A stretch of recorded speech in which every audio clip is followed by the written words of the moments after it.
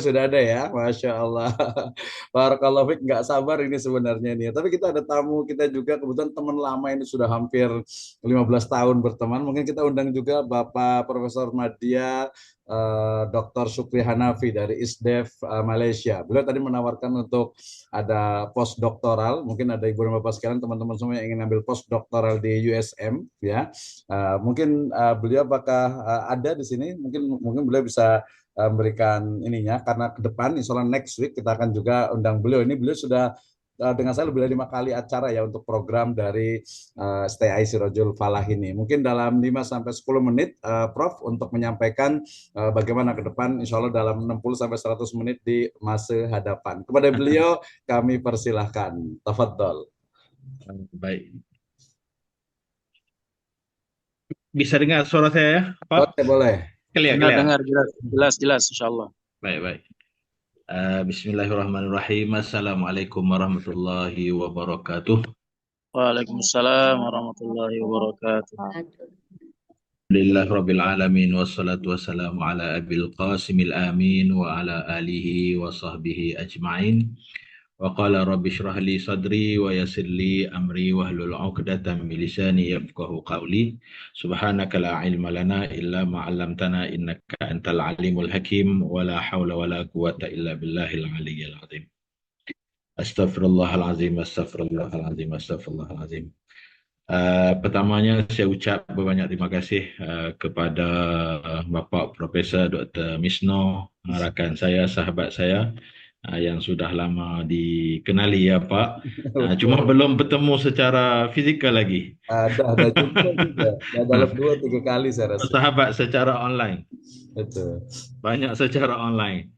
Nanti bareng saya ketemu, Pak. Ketemu ya? Ya, nanti saya temani ketemu langsung dengan Prof. Oh iya, iya. Boleh. Insya Allah. Juga yang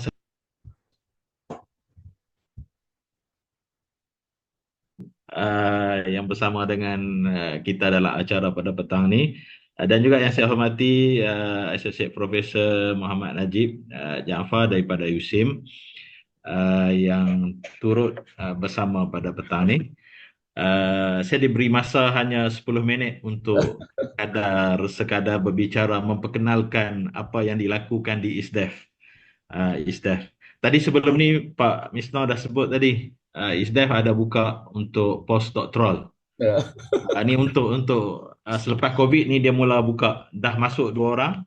Yang di bawah saya ada seorang daripada India. Baru masuk.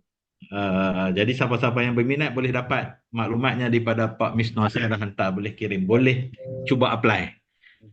Nanti insya-Allah. Mana tahu boleh berada di Malaysia setahun 2 tahun, insya-Allah. Jadi pada petang ni saya cuma nak berkongsi berkaitan dengan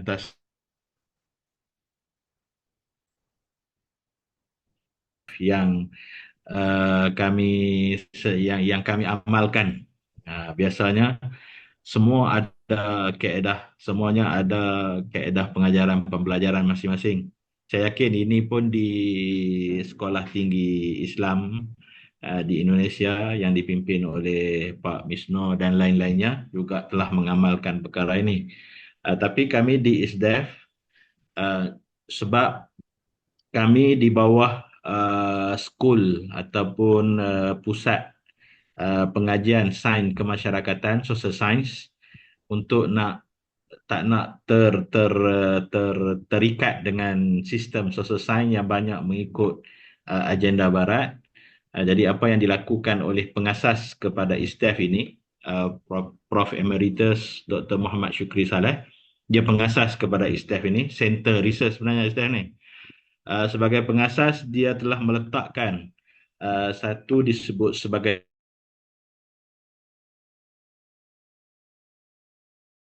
pengajaran, kaedah pengajaran dan pembelajaran yang diamalkan di ISDEF ni.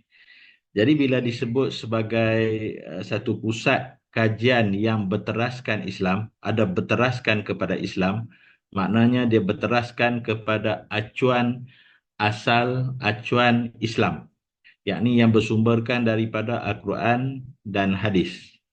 Antaranya yang kami sedang amalkan pada ketika ini, pengajaran dan pembelajarannya dia bersumberkan kepada ayat 112 surah Ali Imran ini. Duribat alaihimudz zillah ainama thuqifu illa bihablim minallah wa hablim minan nas. Kan ayat tu kan. Di mana-mana kita berada mesti apa yang kita buat ada sahaja yang tak kena dilihat oleh orang, akan dikomen di macam-macam lah sekarang di media sosial, kecuali Allah dan dengan manusia. Lagipun manusia kita ada terbentuk, ada elemen fizikal dan ada elemen kerohanian.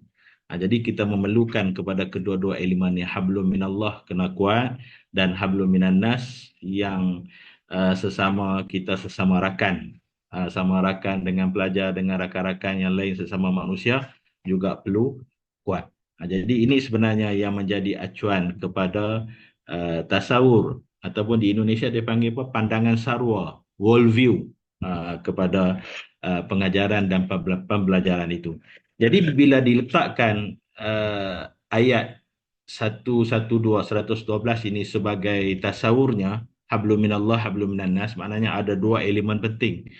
Di bawah elemen yang pertama itu hablum minallah, biasanya yang diamalkan, ini contoh-contoh lah, contoh-contoh yang diamalkan.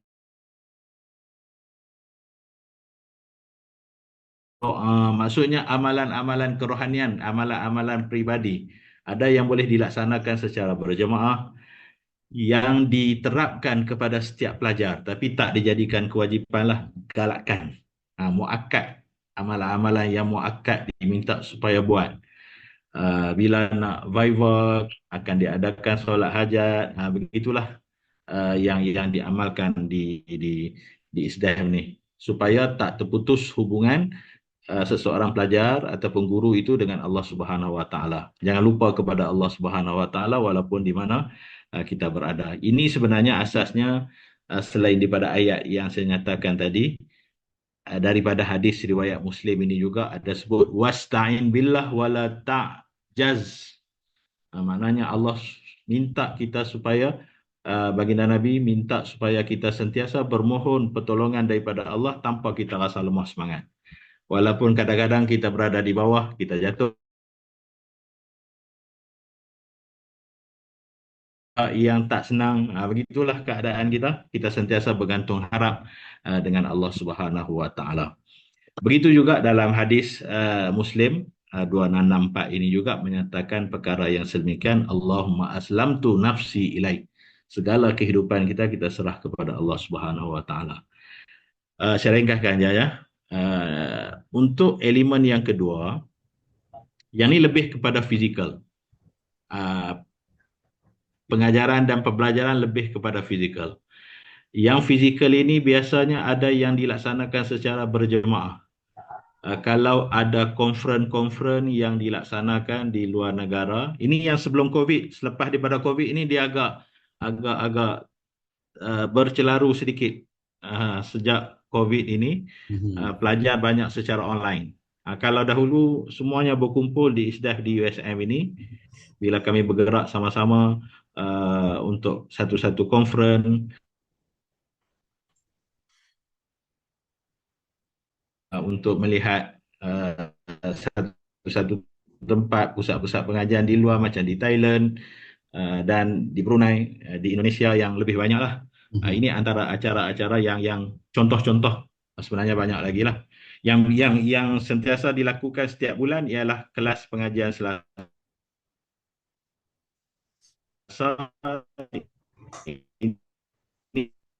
setiap minggu. ISDAF monthly graduates yang lain pelajar, lain cara penilaian ini daripada Prof Emeritus, cara daripada pengasas ISDAF itu setiap bulan juga. Yang lain-lain tu ada yang mengikut keperluan lah. Ini juga yang pernah kami buat, ini yang lama. PMP semuanya ada yang dalam bentuk, ada yang disimpan, yang ini dalam bentuk sebelum lagi ada zaman kemajuan macam sekarang. Dalam bentuk CD satu ketika dulu. Yang ni lagi masih Kalau Pak Misno ada kesempatan boleh bawa pelajar ke Banua Thailand ni. Jumpa Boleh Prof, insya Allah. di sini bagus. Di Penang. Ini bukan di Penang nih, di Thailand. Oh, Thailand. Oh, Di Thailand. Naik flight ke Penang, daripada Penang ke Thailand tak jauh. Oke, boleh insya Allah Prof. Di sini ini menarik sebab Banua Thailand ni dia satu pusat komuniti Muslim di tengah-tengah dikelilingi oleh orang Buddha, orang Kristian. Tapi boleh hidup dengan aman sehinggakan ramai yang Buddha tertarik dengan Islam. Yang ni yang cantik satu pendekatan yang dilaksanakan di Banua ini. Ini yang kami buat secara berjemaah lah, hadir kumpulan secara berjemaah. Begitulah biasanya. Yang ni yang kaedah pengajaran dan pembelajaran. Bila secara berjemaah ni adalah tazkirah dan sebagainya yang dilaksanakan untuk pelajar S2 dan S3 ni. S2 dan S3 sahaja. Dan seterusnya yang ni secara individual, guru dengan pelajar.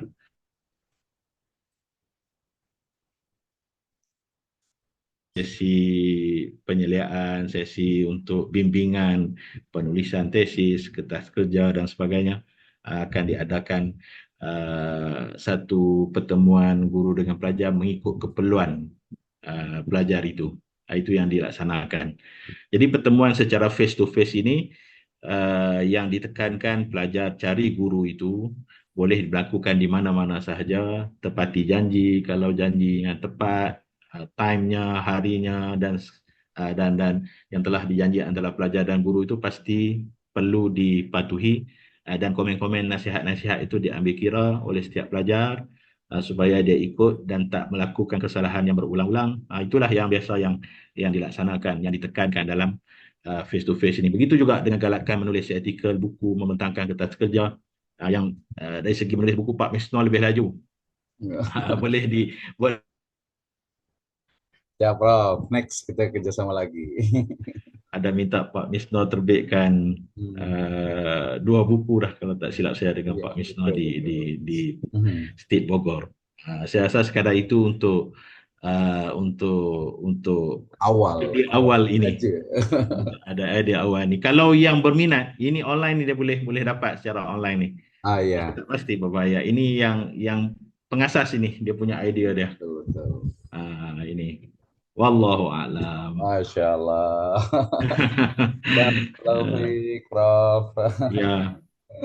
Ya, mohon maaf sekali nih masanya, tapi tak apa, saya paham. Bila ada masa, nanti kita sangat alu-alukan lah untuk boleh datang. Ya. Indonesia khasnya di Bogor. Lepas itu mungkin bila ada masa juga kita boleh buat offline, atau mungkin saya rasa saya jadi first student nih untuk Prof saya nih. Inspirasi saya juga ini. Ya, baik, terima kasih atas sama. Nanti kita tunggu masa berikutnya untuk ini, termasuk juga ini teman-teman semuanya, ibu dan bapak sekalian yang mungkin nanti mau riset di Penang, di Malaysia, khasnya di wilayah-wilayah Thailand juga tadi, boleh hubungi beliau. Nanti kalau perlu nombornya mungkin saya izin ke beliau nanti untuk boleh share. Tadi dari STI Sangatta yang di Kutai Timur, kemudian dari Banten, Riyadus Sholihin, dari Stis Al-Wafa, kemudian juga dari tadi Bu Dr. Ami juga ya, dekat biasa 1 dayung 2 pulau.